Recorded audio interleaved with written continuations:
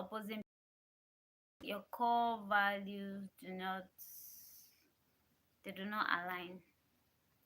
Have you ever met someone like that? How were you able to navigate it? Did you have to compromise to keep him, or what did you do? So this is something I'm facing currently. Like, there's this guy that I like so much. I don't want to use the word love, but I like him so much. I can even use the word love here because I love so many things about him. The fact that he's calm, he's a gentleman, he gives attention, is that listening or asking me questions or scrolling through his phone, but he's always present. He's present whenever I'm around him, and he's cute. My love for cuties like is out of this world. I love cuties. So he's cute, he's present, he listens, he's okay, he's just a gentleman and he's a nice one. So he's so much of my spec, but this opposing cover is like me, I'm abstaining. Like, marriage comes before sex, but for a lot of guys, sex comes once there's an attraction. The next thing is sex. So, and I'm like, oh, I can't do this, I can't do it. Like, he says it's not possible. Like, it's not possible to be close to a lady that he can't have sex with. And I'm like, okay, me too, I can't. Me too, I can't be close to someone that I have to be having sex with.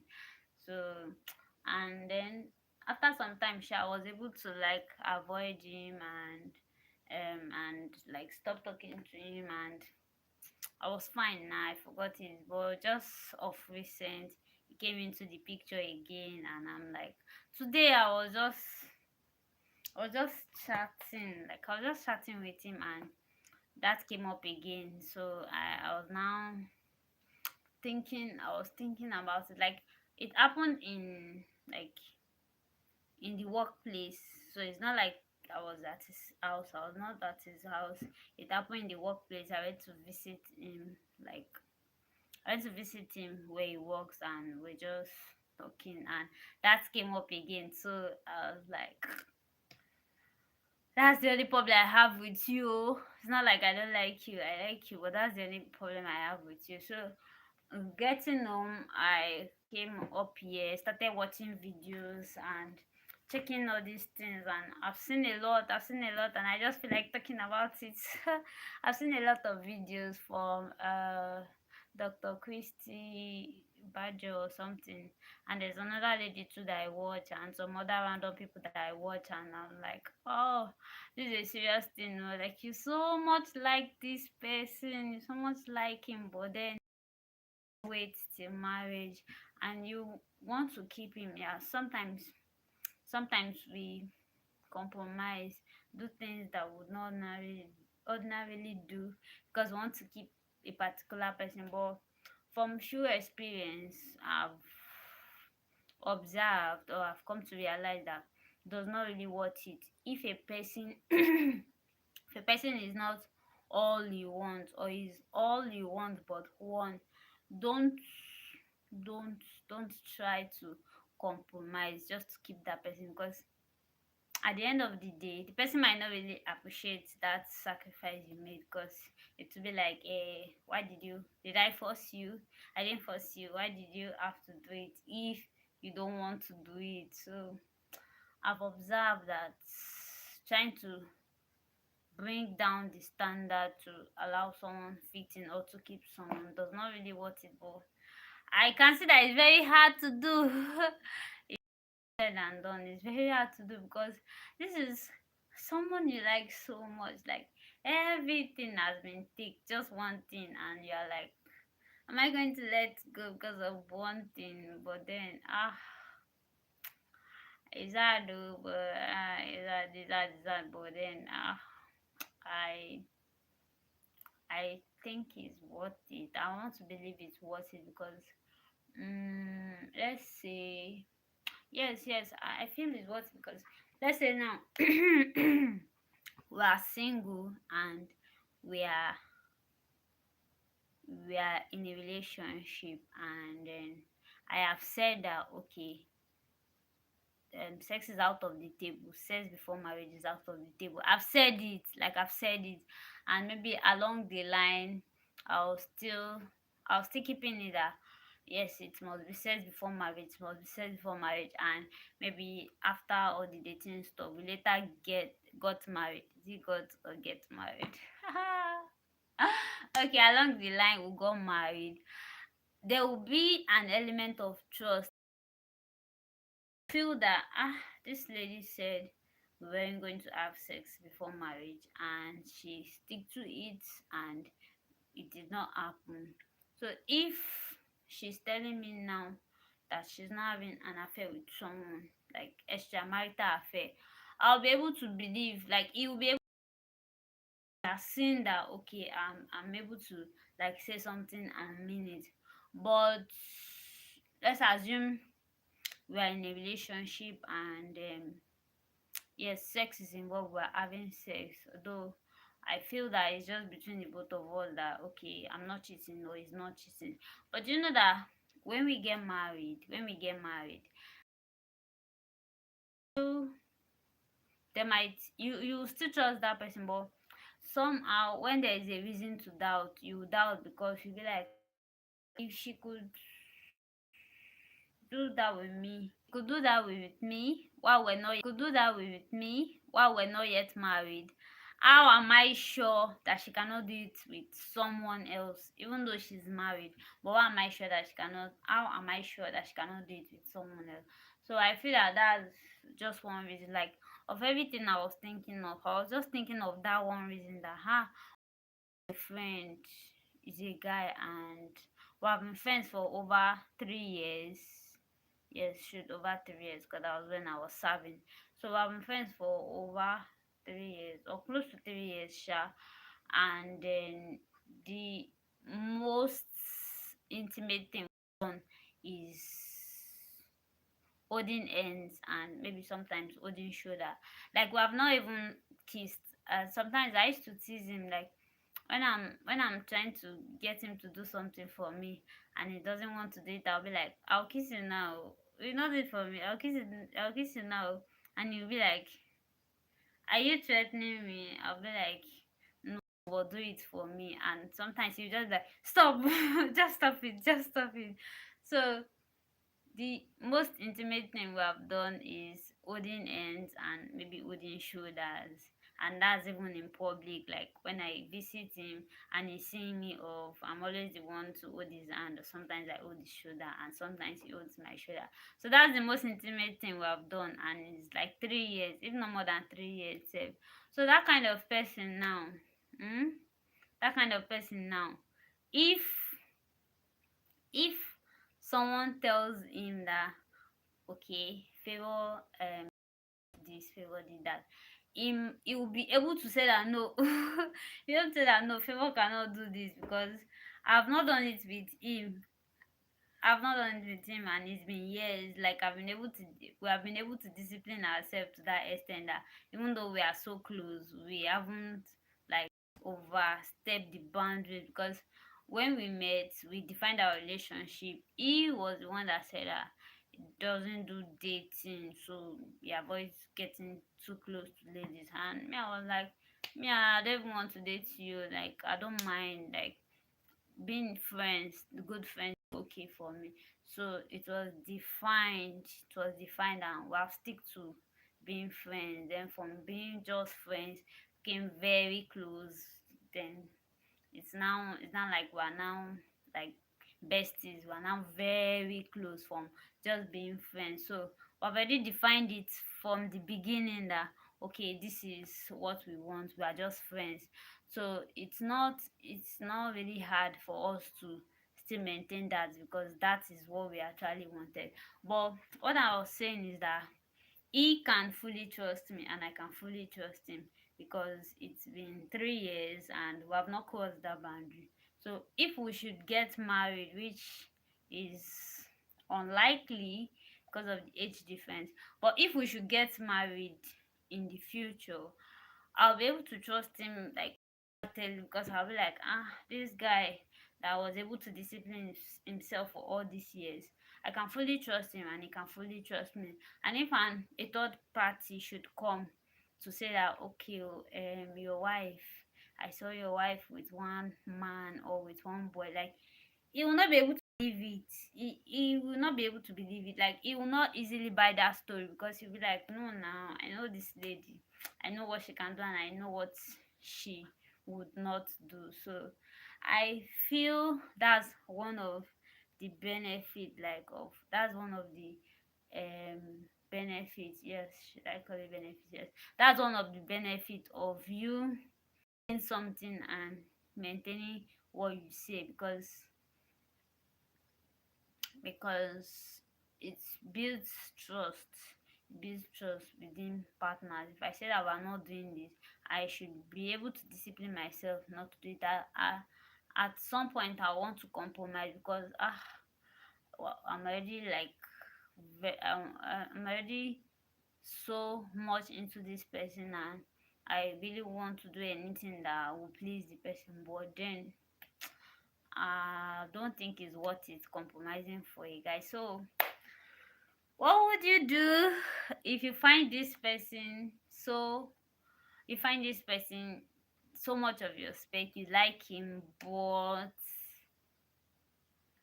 your core values are not, they are not aligned. He's a good person, don't quote me wrong, he's a good person, but then he doesn't have same this standard, I'll call it. It doesn't have the same standard that I have, that okay, sex should come after marriage. What will you do? Like, what will you do?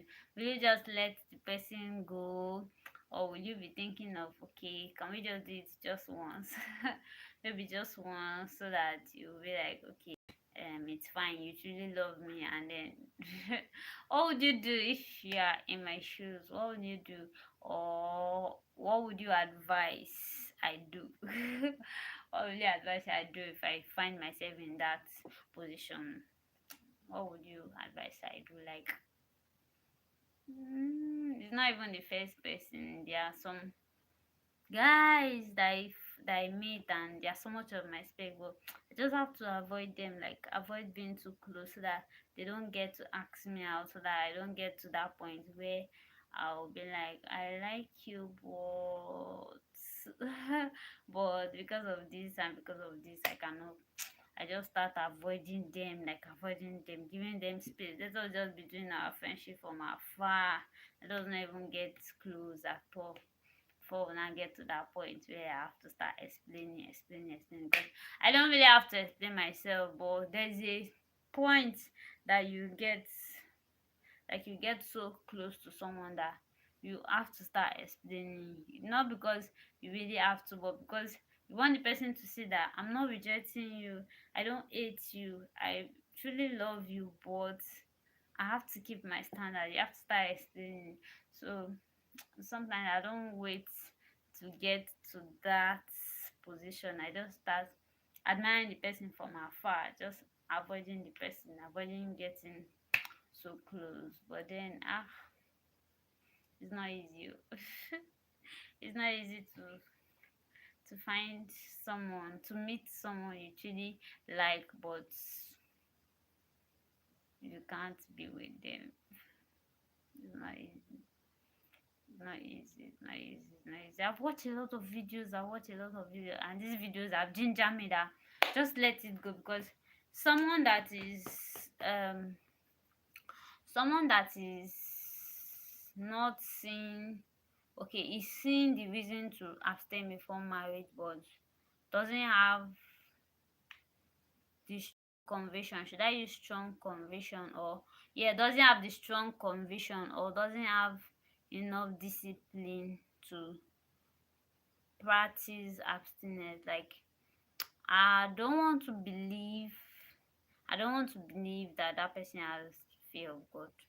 I don't want to believe the person has fear of God, because this thing is not all about rules. It's not all about, I'm coming. Okay.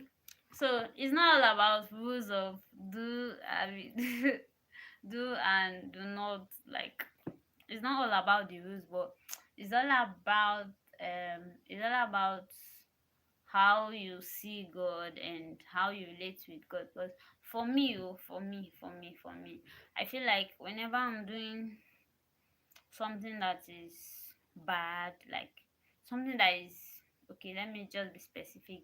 Whenever I'm engaging in premarital sex, let me just be specific. I feel that I know that I'm doing something that is wrong, at least at the time, is wrong at the time. So I find it hard. I find it hard to come to God boldly because I feel that why am I why am I why am I what's this word I want to use now? Okay, why do I claim to love God when I cannot keep his commandment? Because Jesus said that if you love me, keep my commandment. So why am I claiming to love God when I can't keep his commandment? Like, I know God frowns at premarital or extramarital affair. God frowns at it. So, and I'm not yet married and I'm having an affair with somebody. It robs me of this boldness of coming before God. Sometimes I go weeks because I want to pray, but I'm like, okay, what do I want to say now? Say, in Jesus' name, I want to say, Father, please forgive, Father, please forgive you for what you are still going to do, forgive you for what you are still going to do. At least, if you confess your sin, you are supposed to forsake it. You are not supposed to confess it. It's just like, I'm saying, God, I love you, and I'm with a knife, or like, God, I love you, and I stab him. I stab him like, God, sorry, sorry, sorry, I love you, and I'm stabbing. I'm like, oh God, sorry, I'm sorry for hurting you, and I stab again. So it's just why you apologizing? Why you saying you are sorry when you are still going to do that same thing? It's not better you just continue doing whatever you are doing, and when you decide you want to stop and you want to fully love God, then you come to him and say, okay, God, I'm sorry. I'm sorry for all the stuff. Like, I've thrown the knife away. I've thrown the knife away and I'm back here. So that's how I see it. I see it as, why should I claim to love God and still doing things that he frowns at, and I'm still coming to him to come and say I'm sorry? Sorry for what? Sorry for what you are still going to do if the opportunity presents itself. So it's more of our love for God than, okay, do this, don't do this, do this, don't do that. Because if it's just for do this, don't do that, it will be very hard for you not to do the things that you know are wrong, because they are they are fun, there's pleasure there, there's fun there. So, and you wouldn't want to be starving yourself of pleasure because of just do this and don't do this. So it comes from, like, it comes um it comes from a place of love, like love for God, that okay, I truly love God and I truly want to keep his commandment. I truly want to believe. So I'm abstaining. I'm waiting for the right time. I'm waiting for the right time before I start having the fun or having the pleasure of um sexual intimacy. Yes. So it's more of um it's more of it's more of my relationship with God. So I feel that if um I feel that I claim to love God, I should be able to prove my love. I should be able to prove my love. Yes. And how do I prove my love? Just like, I'm a child, you are my father, and I'm saying that, daddy, I love you, I love you, I love you, I love you. Then your daddy says that, okay, my child, oh, don't be doing this thing, oh, I don't like it. And you're like, daddy, I love you, but I'm still doing this thing that you don't like. And I'm like, I'm giving excuses, I'm making excuses for doing it. Like, doesn't work that way. It doesn't work that. It doesn't show that you truly love that father. So, someone that has, okay, let me go back to what I was trying to say about fear of God. So fear of God is I don't know if I should say fear of God is also love for God, but I feel that when you fear God, you love Him, and when you love a person, you want to avoid doing things that hurt that person. You want to avoid doing things that the person has told you that I don't like this thing. Oh. You want to avoid doing them. So me claiming to love God, I want to avoid doing things that He frowns out. Yes, as much as I can, as a proof of my love. So back to this guy. If he has the fear of God, he be able to he should be able to understand that okay, we are not yet married and we don't have the license yet to start having intimacy. So if he truly has the fear of God, yeah, that will not be a problem. But he has said it, like I asked him that is it possible like for us to be close and we don't have to, and he said no, that is not possible. That's when I knew that this thing is going to be very hard. Like it's going to be very hard for someone that have said that it's not even possible for him to be around a lady that he loves without touching her. I already know that it's going to be very hard, so I have to let go. But I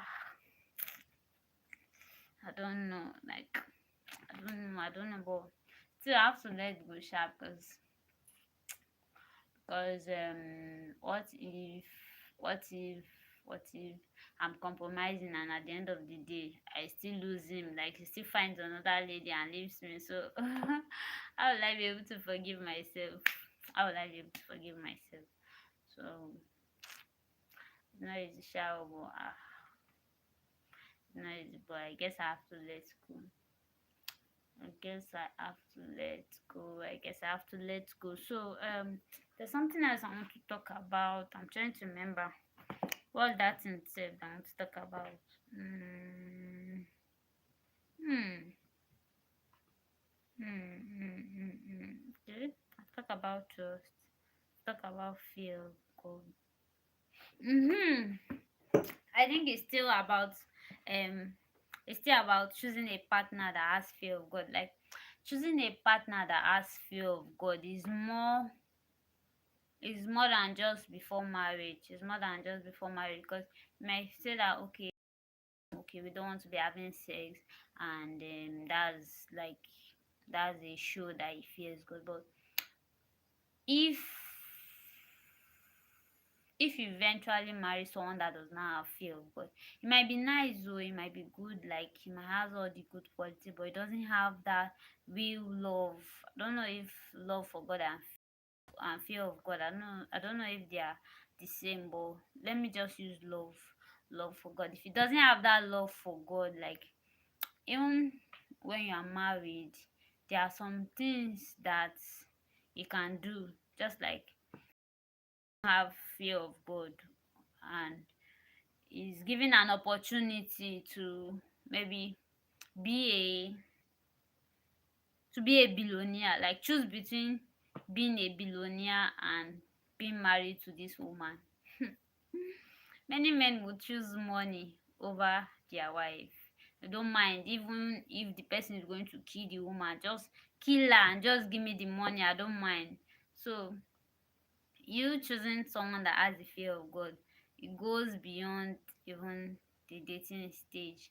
Even in the marriage, it's very important, because if you have fear of God and your partner does not have fear of God, you will love this person, like you will love this person wholeheartedly. You'll be making sacrifices, you'll be doing everything you want, everything. End of the day, to be as if at the end of the day to be as if you are doing more. So if but if you both of you are lovers of God, or both of you fears God, I'm not yet married, so I cannot say I know, but I feel I feel the marriage will be more, all I use now. I feel that if the both parties have the fear of God, the marriage will be more tolerable for each other and to be blissful, because I fear God. I won't want to do anything that will hurt my partner. I won't want to do anything that will hurt my partner. Beyond me loving her, I'm still looking at if God will approve what I'm doing or not. So if an opportunity comes to me that sacrifice your husband for sacrifice your husband for 100 billion, sacrifice your husband for 100 billion, like 100 billion is a lot of money. So okay, let's even say 100 $100 billion. Is there anything like $100 billion? So let's say sacrifice your husband for 100 billion. And I'm like, hey, that's a lot of money. Oh. This is my husband self. What is his use? Okay, he has more money, sha, but the money he has is no money, it's not any tangible money. Like if he dies today now, there's no money anywhere that will be able to cater for everything. It's just if he's alive and he's working. So why can't I just allow them just take him, sacrifice him, do whatever they want to do with him, and give me that hundred billion? Like I'll think it, like even if I have the fear of God, I'll think of it over. If I have the fear of God, after thinking about that, I'll not come back and say that okay, I want to sacrifice somebody. Is that not like more than giving that person a way to be killed? Does God approve of that? That is where the fear of God comes in. So it will help me to be like, okay, now this is somebody that God loves and Jesus died for. You want to sacrifice that person for money, and I'll be like, okay, this temptation is so tempting, but then I cannot do it. That's if I have the fear of God. But if I don't have the fear of God, just one thought that just imagine what I can, how much I can make with that money, like how the children will no longer have to suffer, his parents in the village will not have to suffer, his siblings, how I will share the money and everybody will benefit from it. Like I'll just think about all those things and I'll just like give him I'll give him away. They want to kill him, they should kill him, they want to do with it. They should just do with him and give me the money. And he too can do such to me. Like if he doesn't have the fear of God, he can do such to me. So fear of God is just one thing that everyone should should seek in a partner. You should seek that in a partner before deciding to spend the rest of your life. Hey, I don't know if I'm audible. Before deciding to spend the rest of your life with someone, you should you should check if that person has the fear of God. Because without the fear of God, like there are some things that we'll just do that we'll not even think twice. But with the fear of God, we'll think twice because you know that one, God is watching you, and then you don't want to do something that God will find out because you love Him. Because you love Him and you want to please Him with your actions and your inactions too. So, how many minutes is this video, Seth? Let me see. This is 29. Okay, it's almost 30. Let me just cut it in at least. I've been able to share my thoughts. Like, what do you think? What do you think? Like, if you were in my position and you meet a man that you love so much, you meet a man that you love so much, like you love everything about him, his looks, the way he dresses, the way he speaks, his his his kind of job, his like his qualities and everything. You just see everything and like this guy is so much of my spec, but the core values do not align. What are you going to do? Are you going to like just be like, okay, Shebi is just one thing, let's just allow it? Or are you going to say, no, this one thing is the most important, like I must pay attention to it? So this is someone that I've met him.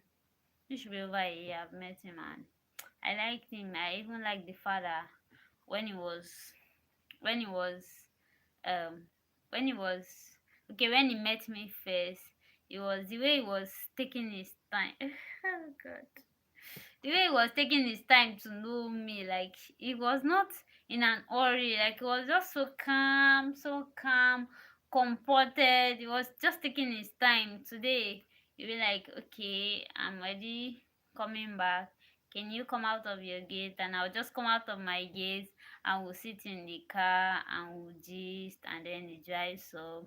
And it was just taking his time, like I wasn't under pressure. I wasn't under pressure. I was just taking my time to getting to know him, enjoying every conversation with him, and everything until I got so comfortable with him that I was willing to, okay, know his house, because we live in the same estate. I was willing to know his house, and from there the issue of having intimacy now start coming up, and I was like, hey, this is the only thing this is the only thing that will be a problem. Like every other thing is okay, but this is the only thing that will be a problem, because I don't want to do sex until after marriage. But he feels that since he's not a new person to me, I already know him, he's not a stranger, and I'm attracted to him as much as he's attracted to me, that we we are adult and we can do whatever we want to do. And I'm like, hey, this is the only thing, that'll make me run away. And this is after I've already this is after I've already, like, I've come to like him. Don't use the word love, but I've come to like him from conversation and from spending time with him. I'm already in love. Okay, yeah, I can use that. I'm already in love with him, and now I just have to start running away because of our values are not aligning. So touching. So if you were in my position, what would you do? Will you compromise, or will you still maintain that conviction that no, if he truly loves me, he should wait for when it is right? So that's all I have to say. Make I dey go now. Let me be going. Thank you. Thank you for joining. Thank you for listening to me. Even though I'm not sure if I'm audible enough, because I don't know. Once there's camera in front of me, everything just changes. I can't even speak loud. I can't even I can't even be so I can't be so free. Even though I'm alone, no, there's nobody in this room. I'm just the only one. But once there's camera in front of me, my voice, everything is just, but I feel that with constant practice, everything will be okay. And the worst part, let one person just be around where I'm doing that video, or more, my voice will be so low that even the person cannot hear what I'm saying, not to talk of the audience. So should I call it camera shyness, something like that? But then I'll get over it, if I can be doing live often, I'm sure I'll get over it. So we're in November. Next month is going to be December. I know December is full of activity, so I'll just use the opportunity to be doing live videos, so that I can increase my, what's it called now? I can increase my watch hour, and I can use that opportunity to also build my camera confidence, and I can also use that opportunity to give okay, I can also use that opportunity to what's this word I want to use now, to like oh, I can't remember the word, but I use the opportunity to know my audience, or to interact with my audience. I use the opportunity to interact with my audience. You get to see the church. I think on Sunday I did live video at church after service. It was game time. So I did live video. So from this constant coming live, I'll be able to interact with my audience, my Bible users, Yeah, you'll be able to know me more, see more of me, see the places I go, the things I do, and see any other thing that comes up. So thank you all for watching. Thank you for watching. Good night. Okay, and bye bye bye bye bye bye bye bye bye bye bye. This light is not doing justice to my face, so let me see, let me see, let me see. This phone self, I don't understand. Okay. Oh shit. I want my face to show very well. Show my face. Okay. Yeah, so it's not so bright. So let me stand. I think it will be brighter now. Yep. So with my face. Let me change my light.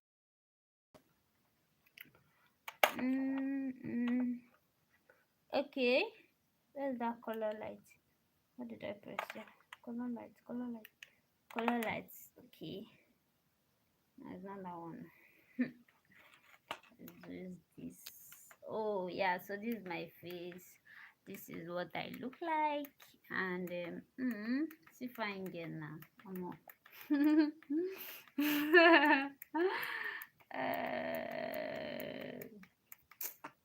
Yeah, so this camera is not doing justice to my face now, and the light so is not enough. But then I'm sure you can see my face. And this is my room.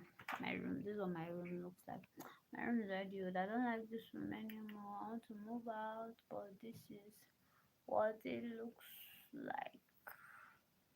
This is what it looks like.